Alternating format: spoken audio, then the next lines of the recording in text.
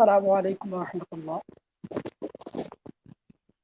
ইসলামী শাসনতন্ত্র ছাত্র আন্দোলন কেন্দ্রীয় প্রাইভেট বিশ্ববিদ্যালয় বিভাগ এর উদ্যোগে স্বাধীনতার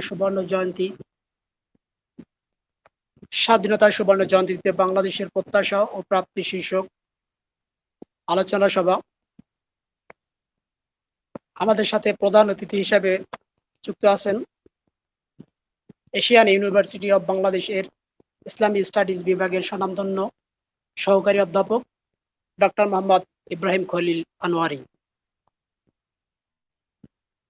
আমাদের সাথে বিশেষ অতিথি হিসেবে যুক্ত আছেন ড্যাফোডিল ইন্টারন্যাশনাল ইউনিভার্সিটি এর কম্পিউটার সায়েন্স অ্যান্ড ইঞ্জিনিয়ারিং বিভাগের অন্যতম লেকচারার মোহাম্মদ আবদুল্লাহ ইবনে ওবায়দুল্লাহ। আমাদের সাথে প্রধান বক্তা হিসেবে যুক্ত থাকবেন ইসলামী শাসনতন্ত্র ছাত্র আন্দোলন এর কেন্দ্রীয় সহসভাপতি, ঢাকা বিশ্ববিদ্যালয়ের মেধাবী ছাত্রনেতা শরীফুল ইসলাম রিয়াদ। অনুষ্ঠানের সঞ্চালনায় আছি আমি মোহাম্মদ মাহবুব হোসেন, কেন্দ্রীয় প্রাইভেট বিশ্ববিদ্যালয় সম্পাদক, ইসলামী শাসনতন্ত্র ছাত্র আন্দোলন। প্রিয় দর্শক, অনুষ্ঠানের শুরুতেই স্বাধীনতার 50 বছরে বাংলাদেশের বিজ্ঞান ও প্রযুক্তি ক্ষেত্রে আমাদের প্রত্যাশা ও প্রাপ্তি বিষয়ের উপর আলোচনা নিয়ে আসছেন ড্যাফোডিল ইন্টারন্যাশনাল ইউনিভার্সিটি এর কম্পিউটার সায়েন্স অ্যান্ড ইঞ্জিনিয়ারিং বিভাগের অন্যতম লেকচারার মোহাম্মদ আবদুল্লাহ ইবনে ওবায়দুল্লাহ।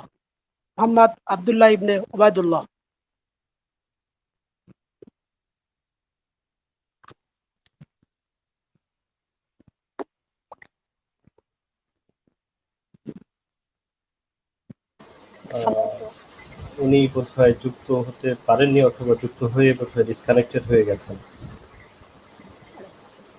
জি, নেট সমস্যার কারণে তিনি চলে গেছেন। আশা করি খুব শীঘ্রই তিনি আমাদের মাঝে ফিরে আসবেন।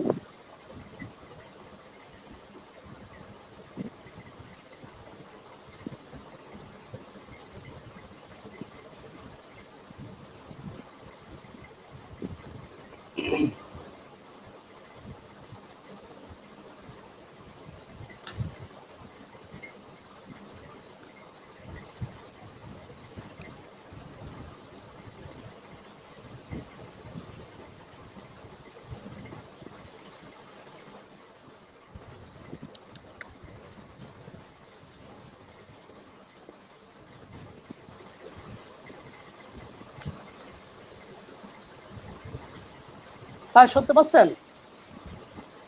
আবদুল্লাহ ইবনে ওবায়দুল্লাহ স্যার শুনতে পাচ্ছেন?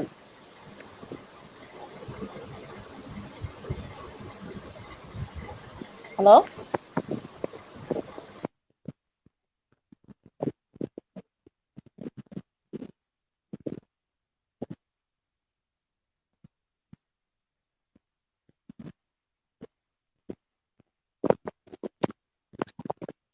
স্যার শুনতে পাচ্ছেন? আবদুল্লাহ ইবনে ওবায়দুল্লাহ স্যার।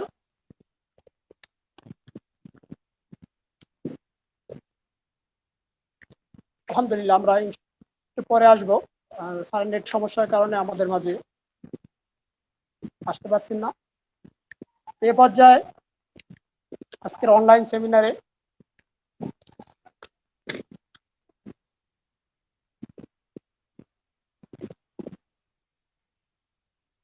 প্রধান অতিথি হিসেবে যুক্ত আছেন এশিয়ান ইউনিভার্সিটি অব বাংলাদেশ এর ইসলামী স্টাডিজ বিভাগের স্বনামধন্য অধ্যাপক ডক্টর মোহাম্মদ ইব্রাহিম খলিল আনোয়ারি। প্রিয় দর্শক, আজকের অনলাইন সভায় এ পর্যায়ে স্বাধীনতার সুবর্ণ জয়ন্তীতে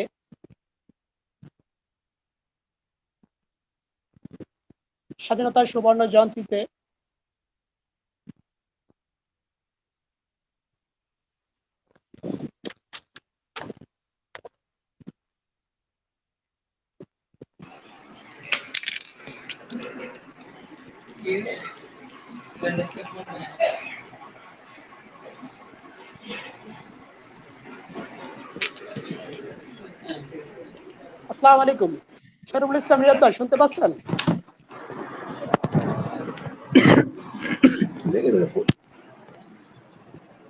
জয়েন হয়ে গেছে। শরীফুল ইসলাম রিয়াদ ভাই শুনতে পাচ্ছেন? হ্যাঁ, শুনতে পাচ্ছি।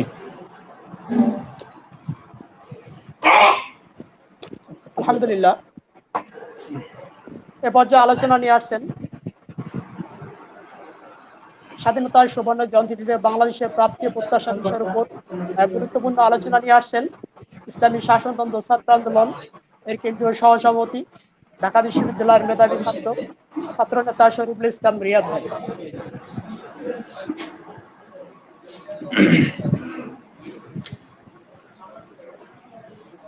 আউযু বিল্লাহি মিনাশ শাইতানির রাজিম। বিসমিল্লাহির রহমানির রহিম। ইসলাম দেশ মানবতার অতন্ত্র প্রহরী ইসলামী শাসনতন্ত্র ছাত্র আন্দোলন কেন্দ্রীয় কমিটির পক্ষ থেকে সবাইকে শুভেচ্ছা জানাচ্ছি। যারা শুনছেন, আলোচনার শুরুতে শ্রদ্ধা চিত্তে স্মরণ করছি বাংলাদেশের সে সকল বীর সন্তানদের যাদের মহান আত্মত্যাগের বিনিময়ে আমরা আমাদের স্বাধীনতা পেয়েছি।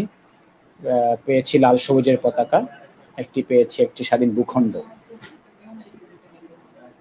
প্রিয় বন্ধুরা আমার, আজকে যে আলোচনার বিষয়টি নির্ধারিত হয়েছে, বাংলাদেশের সুবর্ণ জয়ন্তীতে বাংলাদেশের প্রাপ্তি ও প্রত্যাশা শীর্ষক আলোচনা আজকে অনুষ্ঠিত হচ্ছে ইসলামী শাসনতন্ত্র ছাত্র আন্দোলন কেন্দ্রীয় প্রাইভেট বিশ্ববিদ্যালয় বিভাগের পক্ষ থেকে। তো যারা শুনছেন সবাইকে স্বাধীনতার সুবর্ণ জয়ন্তীর শুভেচ্ছা আবারও জ্ঞাপন করছি। বেসিক্যালি স্বাধীনতার সুবর্ণ জয়ন্তী উদযাপিত হচ্ছে, বাংলাদেশের বয়স আজকে 50 বছর হয়েছে। অর্থাৎ 50 বছরে বাংলাদেশ যে জায়গায় এসে দাঁড়িয়েছে, আমাদের যে প্রত্যাশা ছিল স্বাধীনতা কেন্দ্রিক, সেই প্রত্যাশার সাথে প্রাপ্তির যোগফল কতটুকু আছে বা সেটাকে আমরা কতটুকু অ্যাচিভ করতে পেরেছি, এই বিষয়গুলো আমরা আলোচনা নিয়ে আসার চেষ্টা করবো ইনশাআল্লাহ। আমরা নিশ্চয় জানি বাংলাদেশ 1971 সালে স্বাধীনতা অর্জন করেছে। এদেশের মানুষ স্বাধীনতা যুদ্ধ করেছে, জীবন দিয়েছে, রক্ত দিয়েছে। বেসিক্যালি হলো এখানে কয়েকটি ডিসকোর্স প্রতিষ্ঠিত, কেন আমরা রক্ত দিয়েছি, কেন আমরা জীবন দিয়েছি। আমরা মনে করছি যে দেশের মানুষ রক্ত দিয়েছে, জীবন দিয়েছে, বিভিন্ন ইতিহাস বিভিন্ন হিস্ট্রি প্রমাণ করে যেটি, মানুষ যখন দেখেছে পশ্চিম পাকিস্তান পুরো পাকিস্তানের উপর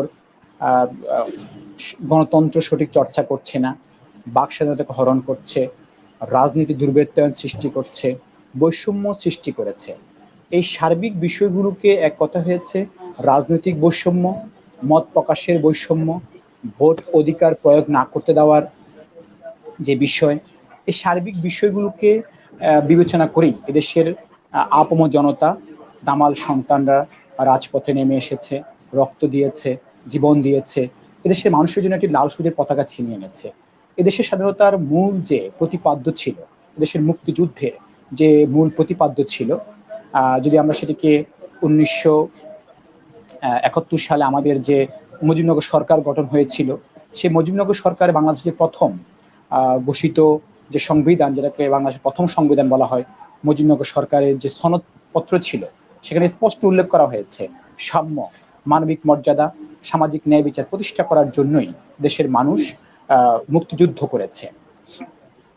আমরা যদি দেখি আমাদের ভাষার অধিকার, 1952 সালে ভাষা আন্দোলন, 1966 6 দফা দাবি, 69 গণ অভ্যুত্থান, 68 শিক্ষা আন্দোলন, এই সমস্ত আন্দোলনগুলো দানা বেঁধেছিল বেসিক্যালি অধিকার আদায় করার জন্য। তো সেজন্য আমরা বলবো যে আসলে প্রাপ্তির জায়গায় আজকে যে বাংলাদেশ যে জায়গায় দাঁড়িয়ে আছে, সেই জায়গায় আমরা যে প্রত্যাশার সাথে প্রাপ্তির যে যোগসূত্র, সেটা আমরা কতটুকু করতে পেরেছি, সেটা আমাদের আজকে আলোচনার দাবি রাখে। প্রথমত আমি যে বিষয়টি বলবো, বাংলাদেশের স্বাধীনতার 50 বছরে আমাদের যে সবচেয়ে যে বড় সংকটটা, সেই সংকটটা হয়েছে এদেশে এখন একটি জাতীয় ঐক্য তৈরি হয়নি। অর্থাৎ এর মানে হয়েছে বাংলাদেশের মানুষের মধ্যে এখনো কোনো জাতীয় ঐক্য আমরা সৃষ্টি করতে পারিনি। স্বাধীনতার পর থেকে যারাই সরকার পরিচালনা করেছে, সরকার পরিচালনার আর আজ পর্যন্ত আমরা দেখেছি যারাই জাতীয় নেতৃত্ব দিয়েছে, তারা প্রত্যেকেই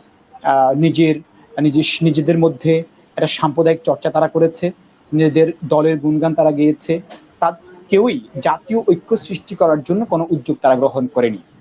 আর জাতীয় ঐক্য সৃষ্টি না হওয়ার পেছনে আমাদের কাছে যেটা মনে হয়, বর্তমান আওয়ামী সরকার সবচেয়ে বড় দায়ী। তারা জাতীয় ঐক্য সৃষ্টির কোনো উদ্যোগ তারা তো গ্রহণ করেনি, বরং তারা জাতীয় ঐক্যকে বিনষ্ট করার জন্য কিছু সন্ত্রাসগত পরিভাষা তারা বাংলাদেশের রাজনীতি তারা ব্যবহার করে। আপনারা নিশ্চয়ই খেয়াল করবেন এদেশে রাজনৈতিকভাবে অন্য মতাদর্শকে গায়েল করার জন্য বাংলাদেশ আওয়ামী লীগ যে শব্দগুলো ব্যবহার করে, যেগুলো আমরা পরিভাষা সন্ত্রাসগত পরিভাষা বলতে পারি, যেমন মৌলবাদ, উগ্রবাদ, সেখানে আপনার মুক্তিযুদ্ধ বিরোধী শক্তি, এই যে একটা মোটা দাগে 50 বছরে এসেও আমরা যদি এই ধরনের শব্দ চয়ন করি, কাউকে মৌলবাদ বলে দূরে সরিয়ে দিচ্ছি, কাউকে উগ্রবাদ বলে দূরে সরিয়ে দিচ্ছি, কাউকে আমরা মুক্তিযুদ্ধের চেতনার বিরোধী বলে দূরে সরিয়ে দিচ্ছি, কাউকে আমরা মুক্তির বিপক্ষ শক্তি বলে দূরে সরিয়ে দিচ্ছি, এর মাধ্যমে যেটা হচ্ছে আমরা নিজেদের মধ্যেই যে বাংলাদেশি যে মানুষের মধ্যে যে একটা ঐক্য হওয়া দরকার ছিল, সে ঐক্য আমরা সৃষ্টি না করে বরং আমরা একটা মোটা দাগে আমরা একটা পার্থক্য আমরা তৈরি করেছি, যার ফলে দেখা দিয়েছে এদেশে স্বাধীনতার 50 বছরেও আমাদের মধ্যে এখনো কোনো জাতীয় ঐক্য সৃষ্টি হয়নি। এটা আমাদের একটা বড় একটা সংকট বলে আমরা মনে করছি। আমরা প্রত্যাশা করব যারাই আগামীতে জাতীয় নেতৃত্ব দিবে, জাতীয় জায়গায় কাজ করবে, প্রত্যেকেই তারা অবশ্যই দেশের জাতীয় ঐক্য সৃষ্টি করার জন্য কাজ করবে। এর মধ্য দিয়ে আমরা মনে করি বাংলাদেশের যে আমাদের যে প্রত্যাশা, যে স্বনির্ভর বাংলাদেশ, ক্ষুধামুক্ত বাংলাদেশ, সেটা প্রতিষ্ঠা হবে। দ্বিতীয়ত হয়েছে স্বাধীনতার 50 বছরে আমরা এখনো আসলে কোনো নিজস্ব সংস্কৃতি আমরা এস্টাবলিশ করতে পারিনি। আপনারা নিশ্চয়ই দেখেছেন স্বাধীনতার 50 বছরে এদেশে আধুনিকতার নামে আমরা যে বিষয়গুলোকে গ্রহণ করেছি, মানে পশ্চিমা থেকে যেটা আবিষ্কৃত হয়েছে বা পশ্চিমা থেকে আমরা যেটাকেই আমাদের দেশে পশ্চিমা থেকে যেটা আমাদের দেশে এসেছে সেটাকে আমরা প্রশ্নাতীতভাবে আমরা গ্রহণ করে নিয়েছি। আসলে আধুনিকতার নাম আমাদের কাছে মনে হচ্ছে আধুনিকতার নামে বাংলাদেশে একটা পশ্চিমায়ন হয়েছে, অর্থাৎ পশ্চিমা যেই ডিসকোর্স আবিষ্কার করেছে, যে জ্ঞান আবিষ্কার করেছে, যেই সংস্কৃতির বিনির্মাণ করেছে, সেটাকে আমরা বিনা বাধায় আমরা অ্যাক্সেস দিয়েছি বাংলাদেশে অ্যাক্সেস দেওয়ার কারণে আমার নিজস্ব সংস্কৃতি এখানে ডেভেলপ না হয়ে আমার বাংলাদেশের মধ্যে একটা পশ্চিমা সংস্কৃতি বা ভারতীয় সংস্কৃতি এস্টাবলিশ করেছে, যার কারণে এদেশের হাজার বছরের ইসলাম বিদৌত বাঙালি সংস্কৃতি উপেক্ষিত হয়েছে। যার কারণে দেশে আমরা দেখছি আমাদের দেশের তরুণ সমাজ, আমাদের শিক্ষিত সমাজ নিজস্ব সংস্কৃতিকে উপেক্ষা করে তারা এদেশে যখন ইউনিভার্সিটিগুলোতে র্যাগ ডে তারা বিদায় অনুষ্ঠান পালন করে, তারা র্যাগ ডেতে বিভিন্ন ডিজে গান দিয়ে তারা উদযাপন করছে, তারা বিভিন্ন সংস্কৃতি চর্চা করছে, যে চর্চার মধ্য দিয়ে আসলে আমাদের তরুণ সমাজ, আমাদের আগামী প্রজন্ম বেসিক্যালি পশ্চিমায়িত হচ্ছে এবং কি ভারত প্রীতি তাদের মধ্যে বাড়ছে। অর্থাৎ আমরা স্বাধীনতার 50 বছরেও নিজস্ব ইসলাম বিদৌত বাঙালি কোনো সংস্কৃতি আমরা ডেভেলপ করতে পারি নাই। এটা আমাদের একটা বড় সংকট। আমাদের কাছে তৃতীয় সংকট যেটা মনে হয় সেটি হয়েছে বাংলাদেশে স্বাধীনতার 50 বছরেও আমরা এখনো কোনো জাতীয় শিক্ষা পাঠ্যক্রম আমরা সুপারিশ করতে পারি নাই। আমরা কি দেখছি? আমরা দেখছি এদেশে আমরা একেবারেই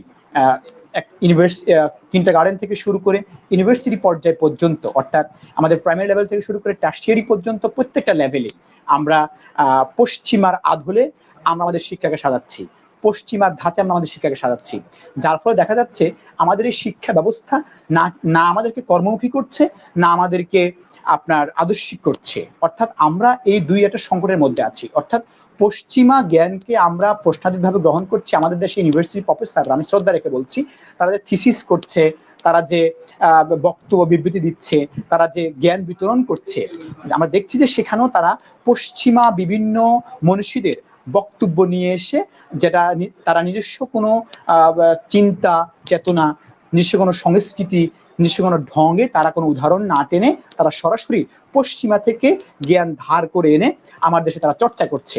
যার ফলে দেখা যাচ্ছে যেটা এদেশের তরুণ প্রজন্ম এই শিক্ষা অর্জন করে এই শিক্ষা ব্যবস্থা মাধ্যমে তারা বড় হয়ে বা গড়ে উঠে তারা নাকি কর্মমুখী হচ্ছে, অন্যদিকে নাকি তারা আদর্শ হচ্ছে। অর্থাৎ আমাদের এখানে একটা সংকট থেকে যাচ্ছে।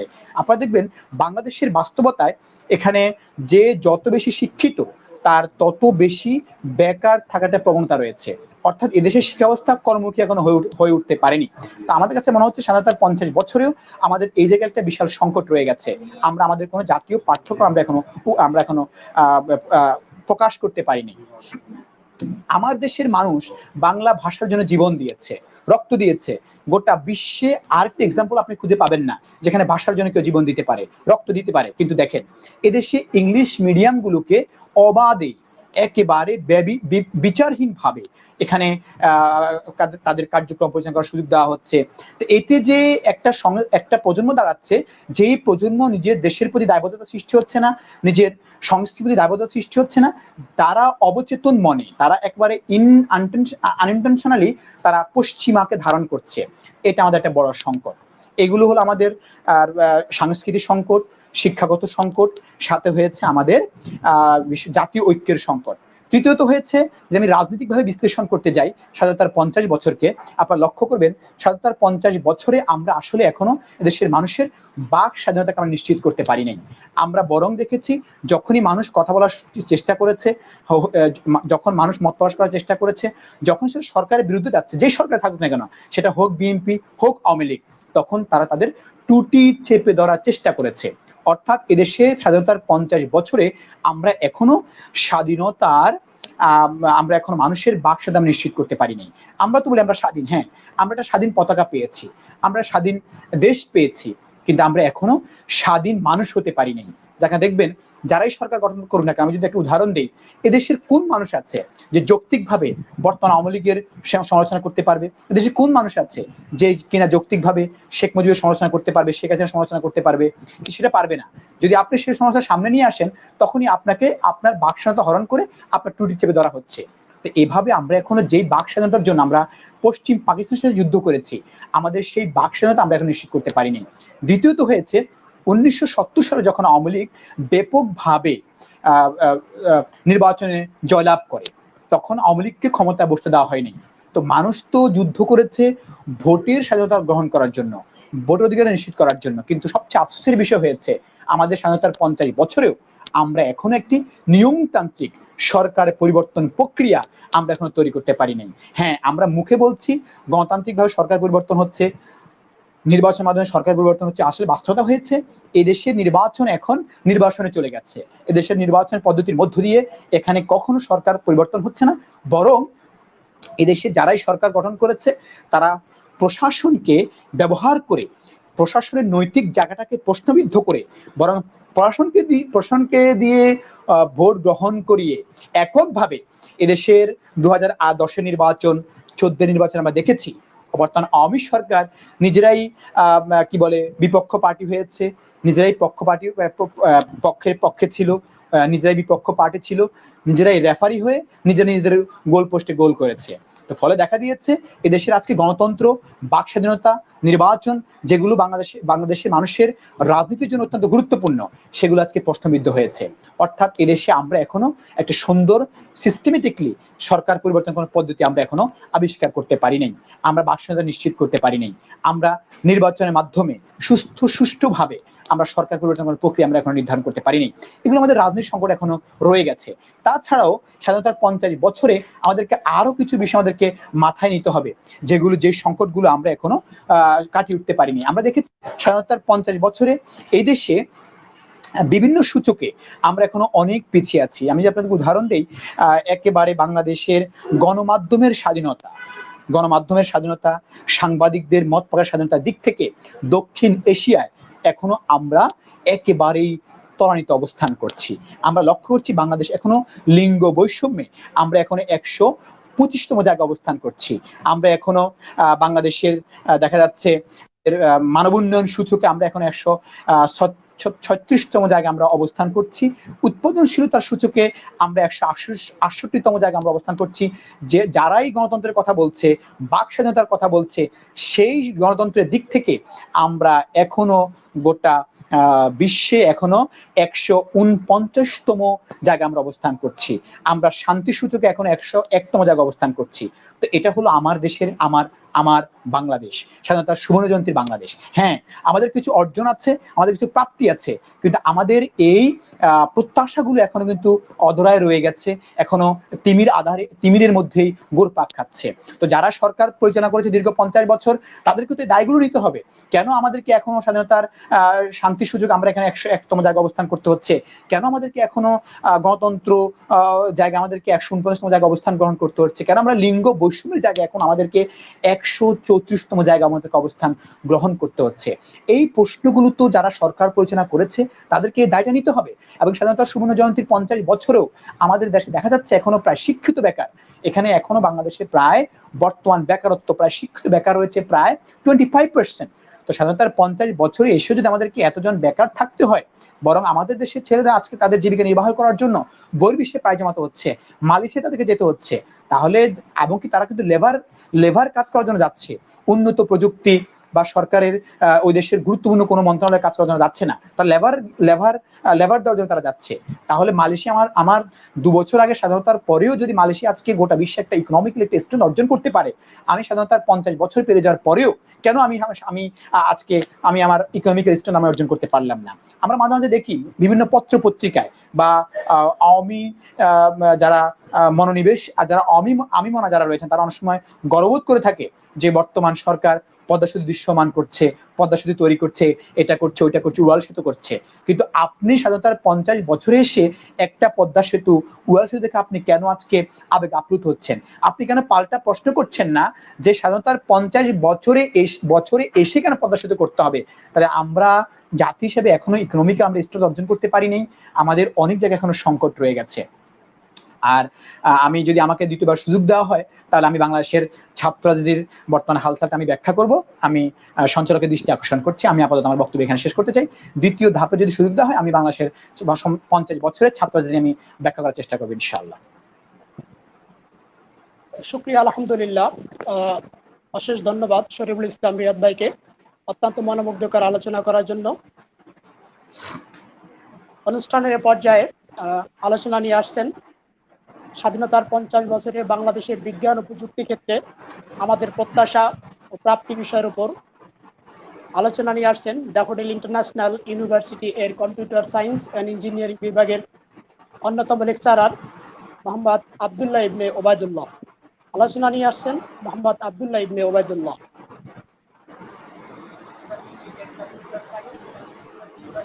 আসসালামু আলাইকুম ওয়া রাহমাতুল্লাহ। শুনতে পাচ্ছেন কি সবাই? জি আলহামদুলিল্লাহ, শোনা যায়। শুনছি, হ্যাঁ শুনছি। আচ্ছা, সবাইকে অনেক ধন্যবাদ আজকের এই অনুষ্ঠানে আমাকে আমন্ত্রণ জানানোর জন্য। কিন্তু দুঃখজনক হলো সত্য, আজকে আসলে আমি অনেক নেট প্রবলেম ফেস করতেছি এবং আপনাদের কথাগুলো আমি স্পষ্ট বুঝতে পারতেছি না। ইভেন আমিও ঠিক মতো কথা বলতে পারতেছি না আর কি। তো যাই হোক, আমি অল্প সময়ে কিছু কথা বলবো, যেহেতু আজকে এই প্রোগ্রামটাতে অনেকেই জয়েন হয়েছেন এবং বিশেষ করে প্রধান অতিথি ডক্টর এমডি ইব্রাহিম খলিল আনোয়ারি স্যারকে অনেক ধন্যবাদ। তো আসলে আমাদের আজকে যে প্রোগ্রাম সেটা আসলে স্বাধীনতার এই 50 বছর পূর্তি সুবর্ণ জয়ন্তী এই অনুষ্ঠানে যে আমাদের আসলে জানার বিষয় যে ইতিপূর্বে বক্তারা আলোচনা করেছেন যে আসলে কি কি বিষয় আমরা দেখেছি যে 50 বছর পরে আমরা পেয়েছি, আর তা আসলেও আমাদের যৌক্তিক কিনা। যেমন পদ্মা সেতুর উদাহরণটা তিনি বললেন, এটা আমার কাছে খুবই চমৎকার লাগছে। যে যদিও আমরা বলে থাকি যে হ্যাঁ আমরা এটা করতেছি, কিন্তু তারপরেও কিন্তু পরবর্তীতে আমাদের একটা কোশ্চেন চলে আসে যে এত দেরিতে কেন, বা আমাদের কিন্তু আরো আপডেট হওয়া উচিত ছিল। তো তথ্য প্রযুক্তির বিষয় ক্ষেত্রেও আসলে এর ব্যতিক্রম নয়। আমরা যদি দেখি বিভিন্ন অবজারভেশন, বিভিন্ন রিসার্চ, বিভিন্ন গবেষণা, তাহলে দেখা যাবে যে আসলে আমি সবকিছু বলতে চাচ্ছি না, জাস্ট অ্যাভারেজ আমরা যেটা জানি আর কি। যে দেখেন বাইরের কান্ট্রিগুলোতে যখন আপনার উন্নয়নের অনেক শীর্ষে, মানে যেমন আজকে দেখেন আমাদের তথ্য প্রযুক্তির মূল বিষয় যেগুলো আর কি, 3G 4G 5G, তো আমাদের দেশে আমরা এতদিনে হয়তো বা 4G সম্পর্কে জানতে পারতেছি বা 5G রিসেন্টলি আসতেছে, কিন্তু ঠিক তার কতদিন আগে দেখেন আমাদের ইউরোপ আমেরিকাতে এগুলো চালু হয়েছে। বা আমরা বেশি দূরে না, আমরা যদি ইন্ডিয়াতে যাই তাহলে দেখবো যে ইন্ডিয়ার সাথে আমাদের তথ্য প্রযুক্তির কত ব্যবধান। মানে আমরা এগুলো সবই কম বেশি জানি। আমার মূলত যেহেতু নেট প্রবলেম, আমি ঠিক মতো কথা বলতে পারতেছি না, হয়তো যে কোনো মুহূর্তে ডিসকানেক্ট হয়ে যেতে পারি। তো আমার এখান থেকে মূল যে কথাটা বলার উদ্দেশ্য সেটা হলো যে তথ্য প্রযুক্তির যথেষ্ট উন্নয়ন হয়েছে, যথেষ্ট বিকাশ হয়েছে। আমাদের বর্তমান বাংলাদেশ সরকার অনেক এগিয়ে নিয়ে গেছেন এবং ডিজিটাল শিক্ষা ব্যবস্থা চালু করেছেন। তো যাই হোক, তো সর্বোপরিও একটা যে জিনিসটা সবচেয়ে বেশি ল্যাগ থেকে যায় সেটা হচ্ছে যে আমাদের মধ্যে ডিজিটাল নিরাপত্তাটা সবচেয়ে বেশি মানে ত্রুটি রয়েছে। অন্যান্য দেশের বিষয়গুলো যদি আমরা মাথায় রাখি তাহলে দেখবো যে সেখানে যতই উন্নতি হোক না কেন, তার পাশাপাশি তাদের নিরাপত্তাটাও অনেক বেশি উন্নত হয়েছে। কিন্তু আমাদের বাংলাদেশে আমরা মনে করি যে আসলে ডিজিটাল এবং তথ্য প্রযুক্তির বিষয়ে যতটা না উন্নতি হয়েছে, তার চাইতে বেশি অবক্ষয় হয়েছে আমাদের ডিজিটাল নিরাপত্তা। এজন্য আমি মনে করি আসলে আমাদের বর্তমান বাংলাদেশ সরকার উচিত আমাদের বিটিআরসি সহ বিভিন্ন মাধ্যমে যেখানে আমাদের হচ্ছে ডিজিটাল নিরাপত্তা আইন রয়েছে সেগুলোর আলোকে আমাদের সবাইকে অনলাইন প্ল্যাটফর্ম সহ তথ্য প্রযুক্তির যতগুলো বিষয় রয়েছে সংস্থা রয়েছে সবগুলোকেই আসলে আমাদের মূলত উদ্দেশ্য হচ্ছে যে এগুলোকে সিকিউর করা। আর এর জন্য আমরা যদি বাংলাদেশের বিভিন্ন অনলাইন প্ল্যাটফর্মগুলো দেখি তাহলে দেখা যাবে যে অন্যান্য দেশের তুলনায় এগুলো অনেক পিছিয়ে আছে। যেমন আমরা যদি একটু আলোচনা করি যে এখন বর্তমান প্যান্ডেমিক সিচুয়েশনে আমরা যে অনলাইনে বিভিন্ন মিটিং করি, অনলাইনে বিভিন্ন পরীক্ষা নেই, তো অনলাইনে পরীক্ষা নেওয়ার প্ল্যাটফর্মগুলো কিন্তু আমাদের বাংলাদেশে মানে সরকারিভাবে কোনো ভালো প্ল্যাটফর্ম নাই। রিসেন্টলি কিছুদিন আগে আমরা গভর্নমেন্ট একটা প্রজেক্টের কাজের সন্ধান পেয়েছি, এটা অনগোয়িং এখন আলোচনা সাপেক্ষে চলতেছে, যে কিভাবে কারিগরি শিক্ষা বোর্ডের সমস্ত পরীক্ষাগুলো আমরা অনলাইনে নিতে পারি। তো এখানে আমাদের আর্টিফিশিয়াল ইন্টেলিজেন্স, মেশিন লার্নিং এগুলো ইউজ করা একটা মানে প্ল্যানিং রয়েছে, যে কিভাবে আমরা হচ্ছে যখন একটা স্টুডেন্ট পরীক্ষায় অংশগ্রহণ করবে তার ফেস ডিটেকশন করে প্রথমে তাকে সঠিক ভাবে যাচাই করা যে সে আদৌ মানে প্রপার এক্সামিনি কিনা। তো তার মানে আসলে আমাদের দেখেন অনেক বিষয়ে কিন্তু আমরা পিছিয়ে আছি। তো আমাদের এই কোভিড এর কারণে কিন্তু আমরা বুঝতে পারতেছি যে স্বাস্থ্য খাত আমাদের দেশে কতটা উন্নত কতটা অনুন্নত। তো সিমিলারলি অনলাইনে ক্লাস চালু এবং অনলাইনে এক্সামিনেশন নেওয়া দেওয়া এগুলোর ব্যাপারেও আমরা আন্দাজ করতে পারি যে আমাদের বাংলাদেশে কতটা আসলে মানে ডিজিটালি, এটা যদিও ডিজিটাল বলি তারপরেও কতটা ডিজিটাল হয়েছে আর কতটা হওয়া উচিত এই বিষয়গুলো আমাদের জানা আছে মোটামুটি। তো যাই হোক, আমি আর কথা বাড়াবো না, সবাইকে অনেক ধন্যবাদ। এবং মূল কথা আমার এটাই যে আমাদের সবারই দাবি যে আমাদের যতটুকু উন্নত হয়েছে তার সাথে আমাদের ব্যক্তিগত প্রাইভেসি এবং হচ্ছে আমাদের সিকিউরিটি অনলাইনে যেন আমাদের কখনো কোনো মানে ফ্রড না আসে, এই বিষয়গুলো সবসময় মাথায় রাখা আমাদেরকে, মানে এগুলোতে যেন বেশি নিরাপত্তা দেওয়া হয় এই দাবি আমাদের সবার পক্ষ থেকে। সবাইকে আমাদেরকে আল্লাহ তাআলা কবুল করে না। ধন্যবাদ ওবায়দুল্লাহ, মোহাম্মদ আব্দুল্লাহ ইবনে ওবায়দুল্লাহ স্যারকে অত্যন্ত মনোমুগ্ধকর আলোচনা করার জন্য। প্রিয় দর্শক, আলোচনা সভার এ পর্যায়ে স্বাধীনতার সুবর্ণ জয়ন্তীতে বাংলাদেশের শিক্ষা ও সংস্কৃতি ক্ষেত্রে প্রাপ্তি ও প্রত্যাশা বিষয়ের উপর আলোচনা নিয়ে আসছেন এশিয়ান ইউনিভার্সিটি অব বাংলাদেশ এর ইসলামী স্টাডিজ বিভাগের স্বনামধন্য সহকারী অধ্যাপক ডক্টর মোহাম্মদ ইব্রাহিম খলিল আনোয়ারি। স্যার শুরু করতে পারেন। জি, এক মিনিট, আমাকে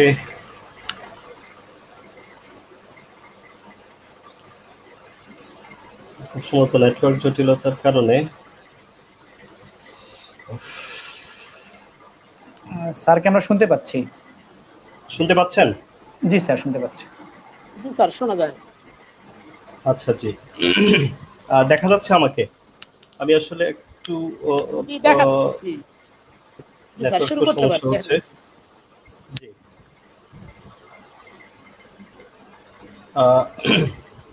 আসসালামু আলাইকুম ওয়া রাহমাতুল্লাহি ওয়া বারাকাতুহু। ওয়া আলাইকুম আসসালাম ওয়া রাহমাতুল্লাহ। আলহামদুলিল্লাহি রাব্বিল আলামিন ওয়াস সালাতু ওয়াস সালামু আলা রাসূলিহিল আমিন ওয়া আলা আলিহি ওয়া আসহাবিহি ওয়া মান তাবি'আহুম বিইহসানিন ইলা ইয়াউমিদ্দিন, আম্মা বা'দ। قال الله سبحانه وتعالى في كلامه المجيد وفرقانه الحميد: أعوذ بالله من الشيطان الرجيم، بسم الله الرحمن الرحيم. يا أيها الناس كلوا مما في الأرض حلالا طيبا ولا تتبعوا خطوات الشيطان إنه لكم عدو مبين. وجاء في آية آخر قال الله سبحانه وتعالى: أعوذ بالله من الشيطان الرجيم، بسم الله الرحمن الرحيم.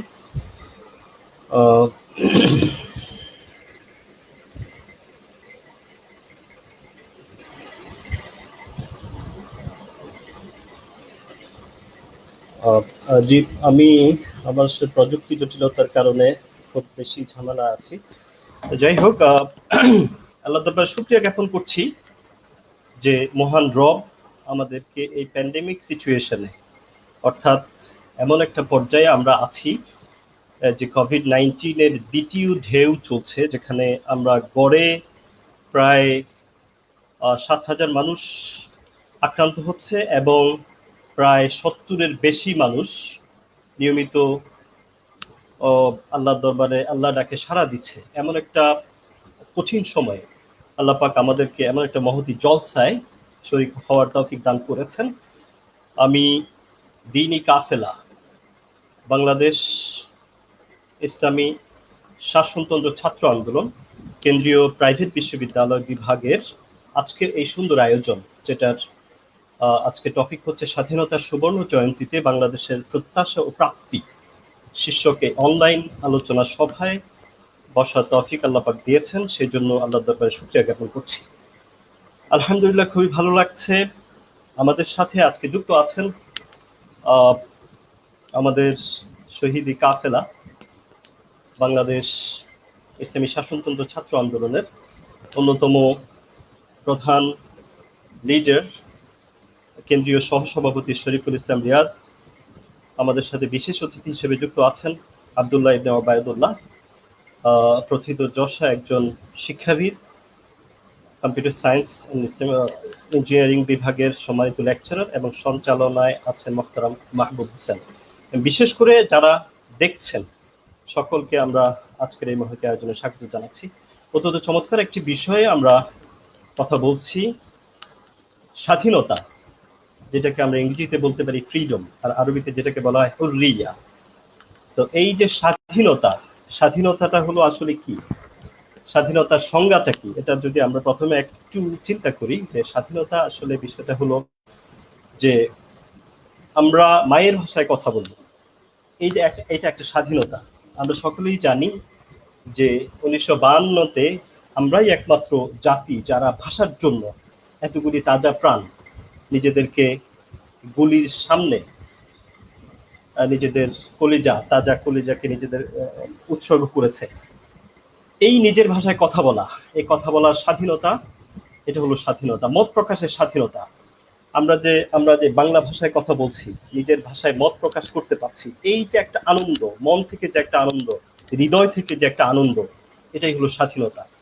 এই যে স্বাধীনতার সুবর্ণ জয়ন্তী 50 বছর, 1971 সনে আমাদের স্বাধীনতার স্থপতি জাতির জনক বঙ্গবন্ধু শেখ মুজিবুর রহমানের স্বাধীনতার ডাকে এদেশের আপামর জনসাধারণ যেভাবে স্বাধীনতার যুদ্ধে ঝাঁপিয়ে পড়েছিল, আমাদের সম্মানিত ভাই বলেছেন যে স্বাধীনতার জন্য আমাদের জাতির জনক ডাক দিয়েছিলেন, এবং জাতির জনকের সেই ভাষণ আমরা সকলেই জানি। উনি সেখানে কিন্তু আমাদের মূল্যবোধের কথা, ইসলামী চেতনার কথা উনি উল্লেখ করেছিলেন। উনি বিসমিল্লাহির রহমানির রহিম বলে ওনার বক্তব্য শুরু করেছিলেন এবং ইনশাআল্লাহ বলে ওনার বক্তব্যটা শেষ করেছিলেন। এই যে মুসলিম চেতনাবোধ তথা আইডিওলজি যে লালন ছিল, সেটা পরবর্তীতে 50 বছর পরে যদি আমরা একটু রিয়েলাইজ করি, তাহলে আসলে আমরা কি স্বাধীনতা যেই চেতনা থেকে আমরা আমাদের আমাদের যে প্রবঞ্চনার কারণে, যেই জুল নির্যাতনের কারণে আমরা স্বাধীনতা যুদ্ধে ঝাঁপিয়ে পড়েছিলাম, সেখানে যে মূল্যবোধটা ছিল, যা আমাদের ইসলামী চেতনা, ইসলামী আদর্শ লালন করে, বিশেষ করে যেহেতু এটা একটা মুসলিম মেজরিটি তথা দ্বিতীয় মুসলিম মেজরিটি, সেখানে আমাদের 90 বা 85 ভাগ মুসলমানের দেশে আমাদেরকে অবশ্যই আমাদের এই বিষয়টাকে খেয়াল রাখতে হবে, এবং আসলে আমাদেরকে আত্মসমালোচনা করা দরকার। এই 50 বছরে আমরা কি পেলাম, এবং আমাদের আদর্শের জন্য, আদর্শের জায়গা থেকে আমাদের প্রাপ্তিটা কতটুকু। আমরা যদি একটা পরিসংখ্যান দেখি, আমাদের প্রাপ্তি আলহামদুলিল্লাহ অনেক ভালো। যেমন 1972-তে যখন প্রথম বাজেট পেশ করা হয়, তখন সেই বাজেটের পরিধি ছিল 776 কোটি টাকা, এবং জিডিপি ছিল মাইনাসের দিকে, এবং সেটা ছিল এরকম যে -14% ছিল। এবং বর্তমানে সেই বাজেট এসে দাঁড়িয়েছে প্রায় 5,68,000 কোটি টাকা, যেটা 2020 এবং 2021 অর্থ বছরে, এবং জিডিপি গড় প্লাস, মাইনাস থেকে প্লাস এসে 6.8% এটা বৃদ্ধি পেয়েছে। এবং করোনাকালীন সময়েও কিন্তু আমাদের এই অর্থনৈতিক চাকা সগৌরবে দাঁড়িয়ে আছে। আমাদের সকলেরই হয়তো জানা আছে যে সময়টাতে আমাদের স্বাধীনতা পরবর্তী সময়ে আপনার হেনরি কিসিঞ্জার, উনি আমেরিকার প্রেসিডেন্ট ছিলেন, উনি আমাদের এই দেশকে আখ্যায়িত করেছিলেন যে বাটনলেস বাস্কেট হিসেবে, যে তলাবিহীন ঝুড়ি। উনি তখনকার ইনফ্রাস্ট্রাকচারে এই কথাটা বলেছিলেন। কেন বলেছিলেন? যে উনি ধারণাও করেন নাই যে এই দেশটা এত দ্রুততম সময়ে এতটা প্রবৃদ্ধির হার এত বেশি হবে, মানুষ এত কিছু, মানুষ আমাদের দেশে ন্যাচারাল ডিজাস্টার অনেক বেশি, এখানে বন্যা হয়, এখানে ঝড় হয়, এখানে সাইক্লোন হয়, এখানে সিডর আসে, তারপরেও মানুষ, আমরা কিন্তু একটা চমৎকার একটা অর্থনৈতিক ভিত্তির উপর দাঁড়িয়ে আছে।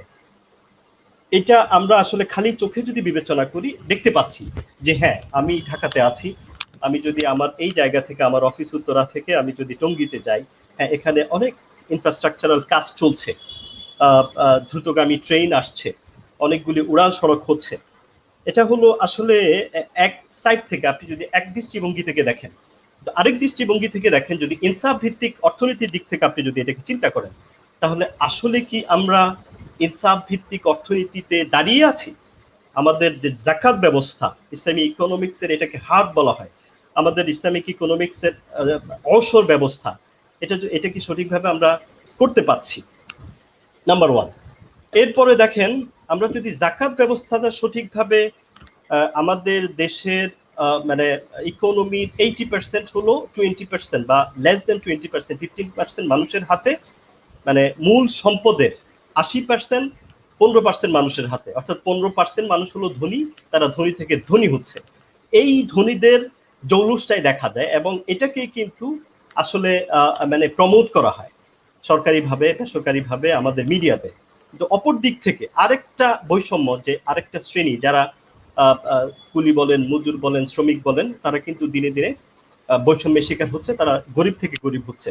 অর্থাৎ আপনি এখনো যদি রাস্তায় দেখেন, যদি আপনি রেল স্টেশনে দেখেন, ফুটপাতে দেখেন, বহু মানুষ অনাহারে পড়ে আছে।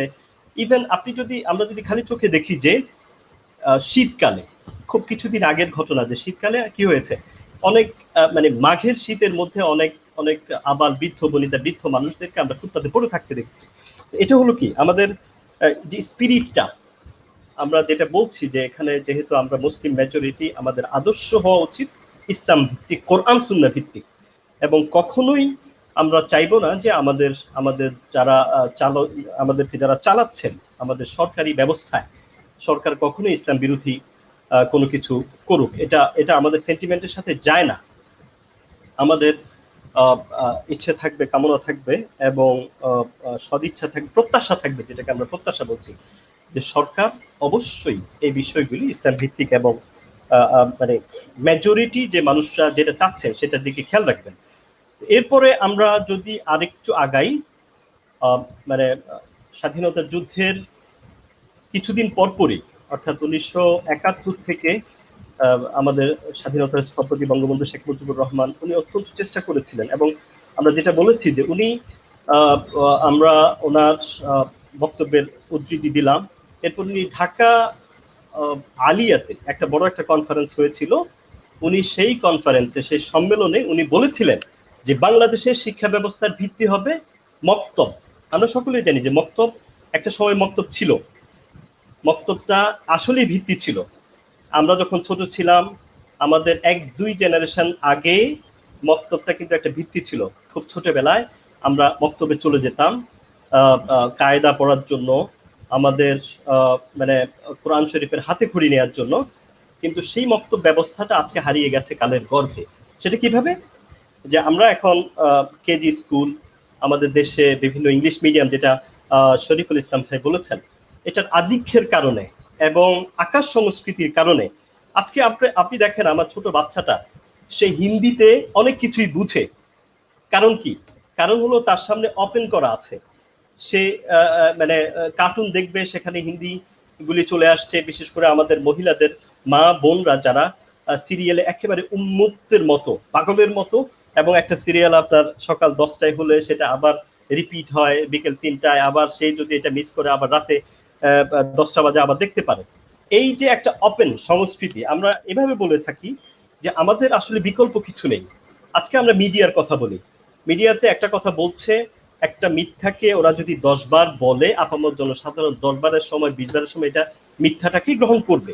আমাদের বিকল্প মিডিয়া, আমাদের শক্তিশালী কোনো মিডিয়া নেই আমাদের মুসলমানদের হাতে। অথচ আমরা যদি ইতিহাসের সোনালী, মুসলিম ইতিহাসের সোনালী ইতিহাস যদি দেখি, তাহলে খোলাফায়ে রাশেদার সময়ে আমাদের রাসূল আকরাম সাল্লাল্লাহু আলাইহি ওয়াসাল্লাম, সাহাবী, তাবেঈ, ইভেন এই সময়টাতে কিন্তু মুসলমানরা মানে তথ্য প্রযুক্তিতে আবিষ্কারে মুসলমানদের এই আবিষ্কারগুলি, এই গবেষণা প্রবন্ধগুলি, গবেষণাগুলি ওয়েস্টার্ন কান্ট্রিগুলি পরবর্তীতে এগুলি চুরি করে এগুলিকে ট্রান্সলেট করে তাদের নামে চালিয়েছে। যেমন আমরা ইবনে সিনাকে বলে থাকি, তো তাদের ভাষায় অন্যরকম বলে থাকে। তারপর এভাবে করে যে খাওয়ারিজমি, যারা আমরা বলে থাকি গণিতের জনক, কিন্তু এই জিনিসগুলিকে আমাদের এই দীর্ঘ শত বছরের, হাজার বছরের ঐতিহ্যগুলিকে তারা, আর এটা কেন হয়েছে? আমাদের আদর্শ বিচ্যুতির কারণে। আদর্শ বিচ্যুতির কারণে আমরা আমাদের নিজেদের জায়গা থেকে সরে গেছি, আমরা আমাদের আদর্শ থেকে সরে গেছি। তো আমাদের এই দীর্ঘ আপনার 50 বছরের একটা স্বাধীন দেশের 50 বছর স্বাধীনতা ধরে রাখা, এটা কিন্তু সহজ একটা ব্যাপার না, এটা অনেক অনেক কঠিন একটা ব্যাপার, এবং এটা কিন্তু অনেক বড় একটা প্রাপ্তি। কারণ একটা দেশের স্বাধীনতা অর্জন করা মানে এটা একটা আবেগের সাথে জড়িত, কিন্তু স্বাধীনতাকে ধারণ করা, ধরে রাখা, সাস্টেইন করাটা অনেক বড় একটা চ্যালেঞ্জ। এবং সেই স্বাধীনতাকে ধরে রেখে 50 বছর পর্যন্ত আমাদের এগিয়ে নেওয়াটা কিন্তু আমাদের অনেক বড় প্রাপ্তি। তো আমরা এই প্রাপ্তির কথাগুলি বললাম। আমাদের প্রত্যাশাগুলির মধ্যে যদি আমরা বলতে যাই, তাহলে আপনি দেখেন, আমি মানুষের মৌলিক চাহিদা, মাকাসিদুশ শরিয়া, মাকাসিদুশ শরিয়া আপনারা যারা বুঝবেন, যেটা একটা সুন্দর একটা টার্ম আছে আমাদের শরিয়াতে, যে শরিয়াতের মাকসাদ, শরিয়াত কি চায়। মাকাসিদুশ শরিয়ার একটা টার্ম আছে বা একটা ইসতিলাহ আছে, যে মানুষের অন্ন, বস্ত্র, বাসস্থান, চিকিৎসা এবং লেখাপড়া, এগুলি কি আসলে আমাদের দেশে এখনো পর্যন্ত তৃণমূল পর্যায়ে আমরা কি এটা পৌঁছাতে পেরেছি? এখনো কি এই বৈষম্যটা নেই আমাদের মাঝে? আমরা যদি করোনা কালে দেখে থাকি, করোনা কাল আমরা এভাবে বলে থাকি, আমি উদাহরণ দিতে গিয়ে, যে করোনা কালটা ছিল একটা short version off day of the resurrection, যেটাকে বলে আমরা কিয়ামতের একটা ছোট আলামত বা কিয়ামতের একটা শর্ট ভার্সন, যেখানে মানে বাবা সন্তানকে ছেড়ে চলে গেছে, সন্তান বাবাকে ছেড়ে চলে গেছে। যে কোরআনে কারিমে সে আয়াতটা আল্লাহ পাক ইরশাদ করছেন, আউযুবিল্লাহি মিনাশ শাইতানির রাজিম, ইয়াউমা ইয়াফিরুল মারউ মিন আখিহি ইলা আখির আয়া। আমরা সংক্ষেপে বলতে গিয়ে, যে যেদিন আপনজনরা মা সন্তানদেরকে চিনবে না, যে নারী ছাড়া ধনকে চিনবে না, আমাদের আপনজন, আমাদের জীবন চলার সঙ্গী, সে আমাকে চিনবে না, আমি আমার জীবন চলার সঙ্গীকে চিনব না, এমন একটা পরিস্থিতিতে আমরা অনেক কিছুই কিন্তু বুঝতে পেরেছি, অনেক কিছু অনুধাবন করতে পেরেছি। এই যে দেখেন, আজকে আমাদের মানে লকডাউন হচ্ছে, সীমিত আকারের লকডাউন হচ্ছে, সবকিছু খোলা, কিন্তু গাড়ি সীমিত, গাড়ি ভাড়া 60% বেড়ে গেল, সাধারণ জনগণের যে ভোগান্তি, এই জিনিসটা আমাদের মধ্যে যদি ইনসাফ থাকতো, আমাদের যদি সমতার বিষয়ে যদি আমরা আসলে অ্যালার্ট থাকতাম, তাহলে আমরা কিন্তু দীর্ঘ 1 বছর সুযোগ ছিল, এই 1 বছরে আমরা কিন্তু চাইলে এটার জন্য প্রিপারেশন নিতে পারতাম। আমাদের হসপিটালগুলিতে বেড বাড়ানো যেত, আমাদের আইসিইউ সুবিধা বাড়ানো যেত, কিন্তু দুর্ভাগ্যজনকভাবে আমাদের সেটা হয়ে উঠেনি। এরপরে আপনারা যদি দেখেন, বেকারত্বের সমস্যা, এগুলি কিন্তু আমাদের প্রত্যাশা ছিল, আমরা পাইনি সেই জিনিসটা। বেকারত্ব, আজকে দেখেন, একজন সরকারি চাকরিজীবী, ঠিক আছে, একজন সরকারি চাকরিজীবী, তার এডুকেশনাল কোয়ালিফিকেশন হলো, সে ফর এক্সাম্পল ডিগ্রি পাস, আমাদের আত্মউপলব্ধির জন্য আমি বলছি। আরেকজন এক প্রাইভেট ফার্মে চাকরি করে, সে মাস্টার্স ডিগ্রি পাস। যেই ছেলেটা এখানে ডিগ্রি পাস করে একটা যেভাবেই হোক সে একটা গভর্নমেন্ট জবে আছে, তার লাইফ স্টাইল, এখানে ফেসবুকে বিভিন্ন সময় আমরা কিছু জিনিস দেখে থাকি, যে কিছু ছড়ানো, কিছু ভাইরাল জিনিস, যে প্রাইভেট জব করে, তার বাড়িটা হলো জরাজীর্ণ, আর যে তার অফিসটা হলো খুব হাইফাই, আর যিনি সরকারি চাকরি করেন তার অফিসটা হলো জরাজীর্ণ, বাড়ি ঘরটা হলো, এটা একটা সিম্বলিক যদি বলে থাকি আমরা। আপনারা দেখেন যে যে সরকারি চাকরি করছে তার বেতনটা ভালো, আর একটা ছেলে মাস্টার্স পাস করে ভালো চাকরি পাচ্ছে না, সে জীবনের তাগিদে সে 5,000 টাকা দামের একটা জব করছে, রাত দিন খাচ্ছে, সে বাসায় গিয়েও অফিসের কাজ করছে। এই যে সমতা, বৈষম্য, কেন? আমাদের সরকারি ভাবে যদি এই বিষয়গুলি দেখা হতো, এবং তাতে করে হচ্ছে কি, একটা শ্রেণী গেইনার হচ্ছে, আরেকটা শ্রেণী লুজার হচ্ছে, এবং তাদের মধ্যে একটা বৈষম্য তৈরি হচ্ছে।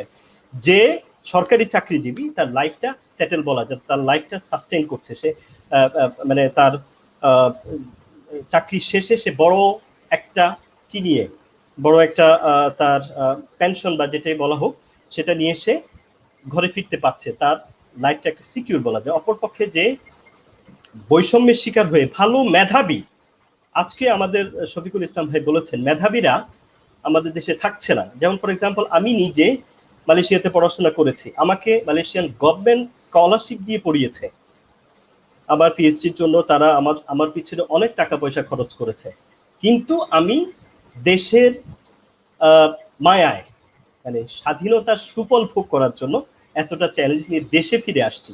আজকে যদি আমি ফর এক্সাম্পল কোথাও যাই, হ্যাঁ, আমাকে সাধারণভাবে ট্রিট করা হয়, আমি বাসে উঠি, আমি লোকাল ট্রান্সপোর্টেশনে উঠি, যেখানেই উঠি, এবং গভর্নমেন্টে আজকে যদি আমি কোনো সরকারি কোনো অফিসে যাই, ফর এক্সাম্পল পোস্ট অফিস, সরকারি কোনো অফিস আদালতে যাই, আমার সাথে ট্রিট করা হবে মানে কিভাবে? ঠিক আছে, আমি এটা বলছি দুঃখ থেকে। আমাদের প্রত্যাশা ছিল যে না, আমাদের একটা সম্মান থাকবে, আমাদেরকে সাদরে গ্রহণ করা হবে, ঠিক আছে। তো আলহামদুলিল্লাহ, আমি তো মালয়েশিয়ার কথা আপনি বলেছেন, মালয়েশিয়াতে দীর্ঘদিন ছিলাম। প্যারালালি আমরা যদি কম্পেয়ার করি যে 1971-এ আমাদের ইকোনমি এবং মালয়েশিয়ার ইকোনমি চাইতে আমাদের ইকোনমি কিন্তু বেটার ছিল। আজকে আফটার 50 ইয়ার্স আমাদের ইকোনমি কোথায় আর তারা কোথায় আছে? তারাও কিন্তু একটা মুসলিম দেশ। আমি সেখানে দেখেছি যে আমরা আজকে ধর্ম এবং নৈতিক শিক্ষা কথা প্রসঙ্গে এসেছে, ধর্ম এবং নৈতিক শিক্ষাটা সংকোচন, যে পরবর্তী সময়ে এটা আপনার বোর্ড পরীক্ষায় থাকবে না। আজকে মাত্র 10 to 12% স্টুডেন্টরা মাদ্রাসায় পড়ছে, আর সেখানে মোর দেন 80% ছাত্ররা স্কুলে পড়ছে। এমন একটা বিশাল কোয়ান্টিটির স্টুডেন্ট যেখানে পড়ছে, সেখানে ধর্ম এবং নৈতিক শিক্ষা সাবজেক্টটা বোর্ড পরীক্ষা হবে না। ক্যান ইউ ইমাজিন যে যেখানে বোর্ড পরীক্ষা হবে না সেখানে ছাত্ররা কি পড়বে? মোটেই পড়বে না।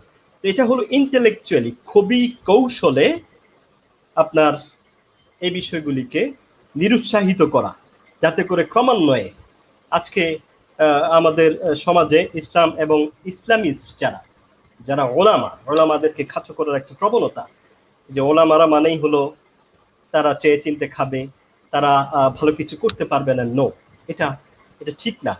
আমি যেটা বললাম যে ধর্ম এবং নৈতিক শিক্ষার আমি যদি একটা কম্পেয়ার করি, মালয়েশিয়াতে আমি যখন ছিলাম, ইন্দোনেশিয়াতে আমি যখন ছিলাম, আপনি দেখেন মালয়েশিয়াতে একটা কুলি মজুর বা রাস্তায় কাজ করে সাধারণ একজন মানুষকে যদি আপনি ইমামতিতে ছেড়ে দেন, তাকে যদি বলেন যে ভাই যাও তুমি ইমামতি করো, ওয়াল্লাহি বিশ্বাস করেন সেই লোকটা সূরা নাবা দিয়ে আপনার ইমামতি সহিহ শুদ্ধভাবে করতে পারবে। কেন হয়েছে এটা? কারণ সে প্রাইমারি লেভেল থেকে তাদের জন্য কোরআন শিক্ষাটা বাধ্যতামূলক ছিল। আজকে সেটা আমরা করতে পারি নাই। মালয়েশিয়াতে মাত্র 51% মুসলমান, সেখানে চাইনিজ আছে, সেখানে ইন্ডিয়ান আছে, সেই জায়গাতে তারা সেটা এস্টাবলিশ করতে পারছে।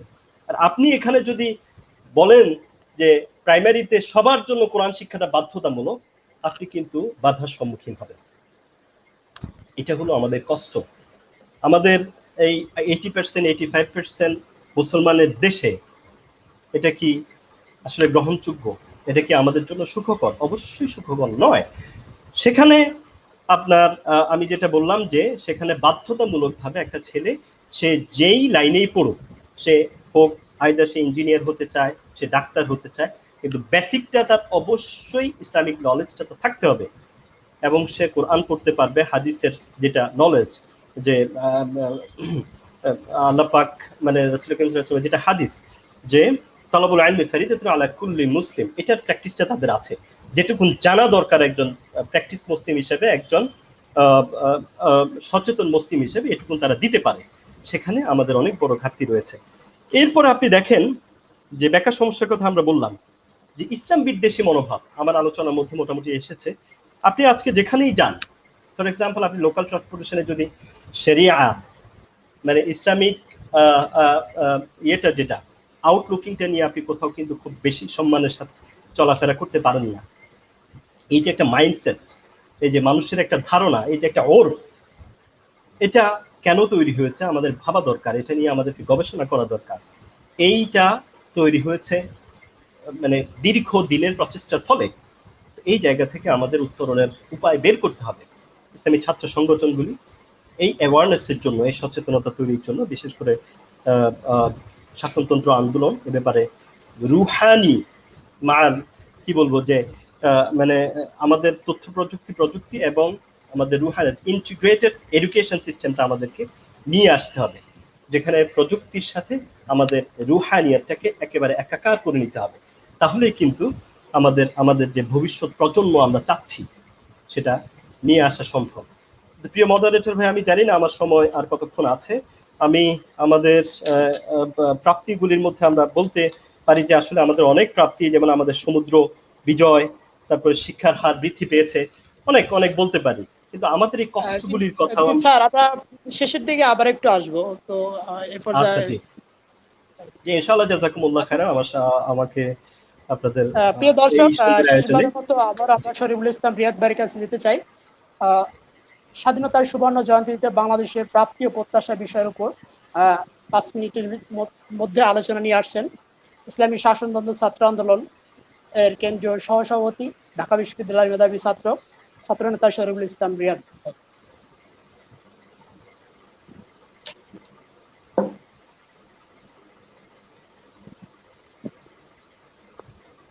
আনমিউট করে নিন রিয়াদ ভাই, আনমিউট করে নিন। আলহামদুলিল্লাহ, আমি শ্রদ্ধেয় ডক্টর এমডি ইব্রাহিম খলিল স্যারের কথা শুনছিলাম। স্যার অনেকগুলো বিষয় এখানে বিশ্লেষণ করেছেন।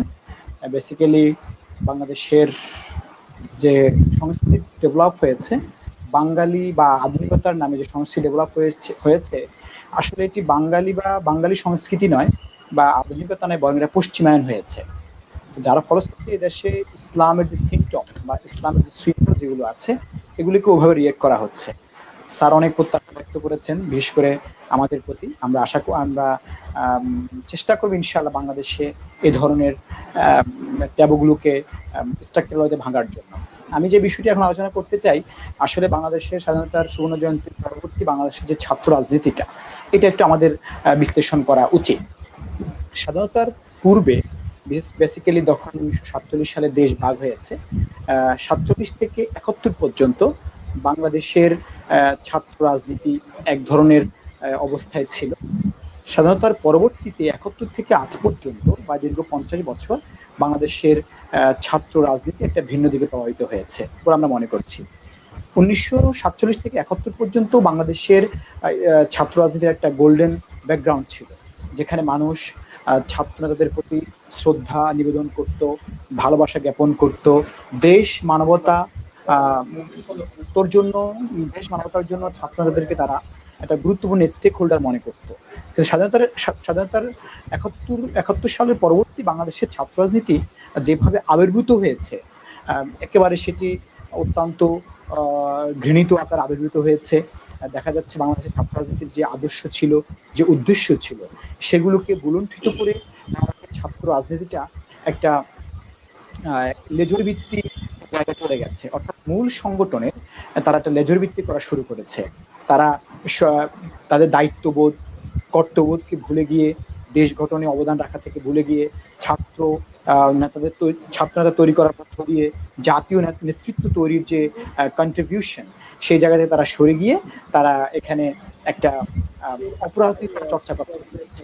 যার ফলশ্রুতিতে আমরা দেখেছি স্বাধীনতার পরবর্তীতে বাংলাদেশের ছাত্র এক নেতার খুন হওয়া, রক্ত দিয়ে এক নেতার রক্ত দিয়ে আরেক নেতার হাত রঞ্জিত হওয়া, ছাত্রদের মাধ্যমে ধর্ষণ হওয়া, এগুলোর মূল কারণ হয়েছে আমরা মনে করছি এদেশের ছাত্র নেতারা যেভাবে কাজ করছে, আসলে কারোই কিন্তু স্পিরিচুয়াল কোনো ট্রিটমেন্ট হচ্ছে না, আধ্যাত্মিক কোনো ট্রিটমেন্ট হচ্ছে না, জব দিয়ে তারা নিশ্চিত হচ্ছে না। এই বেসিক্যালি এই প্রবলেমগুলোর কারণেই এদেশের ছাত্র রাজনীতি একটা ভিন্ন দিকে প্রভাবিত হয়ে গেছে। তো এই জায়গা থেকে এই বাস্তবতাকে অনুধাবন করে ইসলামী শাসনতন্ত্র ছাত্র আন্দোলন 1991 সালে প্রতিষ্ঠা হয়েছে 23শে অগস্ট। প্রতিষ্ঠার পর থেকে আজ পর্যন্ত ইসলাম, দেশ, মানবতা, দেশের সার্বভৌমত্বকে ধারণ করে ইসলামী শাসনতন্ত্র ছাত্র আন্দোলন এদেশে কাজ করে যাচ্ছে। আমরা বিশ্বাস করি এই দেশটাকে গঠন করার জন্য এমন একটি ছাত্র কাফেলা প্রয়োজন, এমন একদল নেতৃত্ব প্রয়োজন যারা দেশটাকে হৃদয় দিয়ে ভালোবাসবে, যারা দেশটাকে অন্তর দিয়ে ভালোবাসবে, দেশটাকে আসলে তারা বাস্তবিক অর্থেই দেশের স্বার্থে তারা কাজ করবে, তারা আগামীতে এমন কিছু নেতৃত্ব তৈরি করবে যে নেতৃত্বটা এই দেশটাকে গোটা বিশ্বের কাছে একটা উন্নত জায়গায় নিয়ে যাবে, উচ্চ শিখরে নিয়ে যাবে। এই জায়গায় ইসলামী শাসনতন্ত্র ছাত্র আন্দোলন 1991 সাল থেকে আজ পর্যন্ত প্রায় দীর্ঘ 30 বছর যাবৎ আমরা নিজস্ব বোধ বিশ্বাসকে ধারণ করে, দেশকে ধারণ করে আমরা কাজ করে যাচ্ছি। আমরা প্রত্যাশা করি এমন একটা জাতি গঠন হওয়া প্রয়োজন যারা একদিকে আধুনিক শিক্ষায় শিক্ষিত হবে, যাদের মধ্যে দেশবোধ, যাদের মধ্যে আন্তর্জাতিক অঙ্গন, দেশীয় অঙ্গন, সমাজনীতি, রাষ্ট্রনীতি, অর্থনীতি, অর্থাৎ এক কথায় আধুনিক জ্ঞানের সমৃদ্ধ সমৃদ্ধ তারা হবে। সাথে সাথে তারা ইসলামকে ধারণ করবে, তাদের মধ্যে ইন্টেলেকচুয়াল এবং কি স্পিরিচুয়াল ট্রিটমেন্ট দুটি তাদের মধ্যে কম্বিনেশন হবে। এর মধ্য দিয়ে একটি যোগ উপযোগী দক্ষ একটা লিডারশিপ তারা তৈরি হবে। আমরা আজকে যারা দর্শক যারা রয়েছেন, সম্মানিত আজকে যিনি প্রধান অতিথি যিনি রয়েছেন, আমরা তাকে আশ্বস্ত করতে পারি আমরা প্রায় 30 বছরে বাংলাদেশে হাজার হাজার নেতৃত্ব তৈরি করতে সক্ষম হয়েছি, যাদের কাছে এই দেশ নিরাপদ থাকবে, যাদের কাছে এই আমার বাংলাদেশ নামে মা নিরাপদ থাকবে, যারা প্রত্যেকটা মানুষকে নিয়ে ধর্ম বর্ণ নির্বিশেষে হিন্দু বৌদ্ধ খ্রিস্টান প্রত্যেককে নিয়ে হাতে হাত রেখে কাঁধে কাঁধ রেখে তারা একটি সুখী সমৃদ্ধশীল আদর্শী বাংলাদেশ গড়ে তুলবে, এমন একটি কাফেলা আমরা তৈরি করতে সক্ষম হয়েছে। আমার কাছে যেটি মনে হয়, স্বাধীনতার সুবর্ণ জয়ন্তীর 50 বছরে আমাদের যে সবচেয়ে যে বড় যে সংকটটা, সেটি হয়েছে আমাদের নেতৃত্ব যারা তৈরি হয়েছে আসলে আমাদের কাছে মনে হয় এরা কেউই দেশের প্রতি দায়বদ্ধ না, এরা জাতির প্রতি দায়বদ্ধ না। যার কারণে আপনারা দেখবেন স্বাধীনতার 50 বছরেও এদেশের যারা মূলধারা রাজনীতি করছে, বিশেষ করে যারা সরকার গঠন করেছে বিভিন্ন সময়ে, এরা সরকার গঠনের জন্য বা দেশের ক্ষমতা পরিবর্তনের জন্য তারা কখনো দেশের মানুষের প্রতি তারা আস্থাশীল না, বরং তারা বিন্দেশি প্রভুদের প্রতি তারা আস্থাশীল। যার কারণে আমরা দেখেছি, দেশের জনগণ দেখেছে, যখনই তারা সরকার পরিবর্তনের সময় আসে, সেটা তারা নির্বাচনের মাধ্যমে পরিবর্তনের চেষ্টা না করে তারা বিন্দেশি প্রভুদের মাধ্যমে একটা প্রভুদের দয়া নিয়ে বা সহযোগিতা নিয়ে হেল্প নিয়ে তারা সরকার গঠন করতে চায়, যার ফলশ্রুতিতে যেটা দেখা গেছে, যার কারণে এরা এম্বাসিতে দৌড়াদৌড়ি করছে, বিভিন্ন ডিপ্লোম্যাটিক ভাবে তারা একটা রিলেশন করেসপন্ডেন্স করার চেষ্টা করছে। আমরা মনে করছি যখন একটি দেশের প্রতি অন্য একটা দেশের দেশ গঠন কেমন হবে, রাষ্ট্র গঠন প্রক্রিয়া কেমন হবে, দেশের রাষ্ট্রনীতি কেমন হবে, এই বিষয়গুলো যখন অন্য দেশ বলে দেয়, আমরা দেখেছি যখন আওয়ামী সরকার ক্ষমতায় থাকে তখন ভারত আমাদের প্রতি একটি প্রভুত্ব কায়েম করে, আর যখন বিএনপি সরকার ক্ষমতায় থাকে তখন আমরা দেখি আমেরিকা আমাদের ভিতরে একটা প্রভুত্ব কায়েম করে। অর্থাৎ আমাদের কাছে মনে হয়েছে স্বাধীনতার 50 বছরে এসেও আমরা রাষ্ট্র গঠনে আমরা কেন জানি পরাধীন। অর্থাৎ যারা স্বাধীন চেতা মানুষ, যারা সার্বভৌমত্বকে ধারণ করে, এরা কেউই আসলে ভিন দেশের এরকম একচ্ছত্ব প্রভাব বা একচ্ছত্ব প্রভুত্ব, একেবারে সুপ্রিম কোনো কন্ট্রোল আমরা প্রত্যাশা করি না। আমরা প্রত্যাশা করি এই বাংলাদেশ গঠন হবে আমার দেশের মানুষের বোধ বিশ্বাসের আলোকে, এই বাংলাদেশ গঠন হবে দেশের মানুষের কনসার্ন নিয়ে, দেশের মানুষের রায় নিয়ে। আমরা প্রত্যাশা করছি যদি সুখী সমৃদ্ধশীল আদর্শিক বাংলাদেশ গড়ে তুলতে হয়, ক্ষুধামুক্ত, দারিদ্র্যমুক্ত, সাম্য, মানবিক মর্যাদা, সামাজিক ন্যায় বিচারে বাংলাদেশ গঠন করতে হয়, তাহলে ইসলাম বিধৌত যে বাঙালি সংস্কৃতি রয়েছে, এদেশের মানুষের বোধ বিশেষ সাথে যে সংস্কৃতি জড়িয়ে আছে, যে বিশ্বাস জড়িয়ে আছে, ইসলাম জড়িয়ে আছে, সেই ইসলামকে মূল আদর্শের জায়গায় না আনতে পারলে, রাষ্ট্র পরিচালনার জায়গায় না আনতে পারলে এদেশের মানুষের কপালে কখনো স্বাধীনতার সুবর্ণ জয়ন্তীর যে স্বাদ বা স্বাধীনতার যে স্বপ্ন স্বাদ সেটা অধরায় থেকে যাবে বলে আমরা মনে করছি। অলরেডি এদেশে যে নীতিতে দেশ পরিচালনা হয়েছে দীর্ঘ 50 বছর, গণতন্ত্র, সমাজতন্ত্র, ধর্মনিরপেক্ষতাবাদ, জাতীয়তাবাদ, এটা দীর্ঘ 50 বছরের প্রমাণ হয়েছে যে আসলে এই ধরনের পশ্চিমা আবিষ্কৃত এই মতবাদগুলো আমার দেশের মানুষের বোধ বিশেষের সাথে সাংঘর্ষিক, দেশের মানুষের চিন্তার সাথে সাংঘর্ষিক, যে চিন্তা আমার দেশে লালন করার মধ্য দিয়ে আমরা কখনো একটি সুখী রাষ্ট্র গঠন করতে পারছি না। আমরা মনে করছি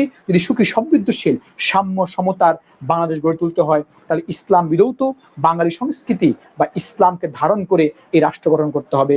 এর মধ্য দিয়ে আগামীতে একটি সুখী সমৃদ্ধশীল বাংলাদেশ গঠিত হবে বলে আমরা মনে করছি। আর এটাকে গঠন করার জন্য ইসলামী শাসনতন্ত্র ছাত্র আন্দোলন, ইসলামী আন্দোলন বাংলাদেশ, পীর সাহেব চরমের নেতৃত্বে আমাদেরকে ঐক্যবদ্ধ হওয়ার কোনো বিকল্প আছে বলে আমরা মনে করছি না।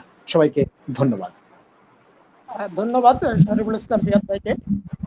অনুষ্ঠানের একেবারে শেষ দিকে আমরা তো এ পর্যায়ে ডক্টর মোহাম্মদ ইব্রাহিম খলিল আনোয়ারি স্যারের কাছে আমরা জানতে চাবো, এজ এ স্টুডেন্ট হিসেবে ভবিষ্যৎ বাংলাদেশ গড়তে আমাদের কি কি করণীয় আছে এই বিষয়ে 3 মিনিটের মধ্যে যদি কিছু বলতেন। জি, জাযাকুমুল্লাহ খায়রান। আসলে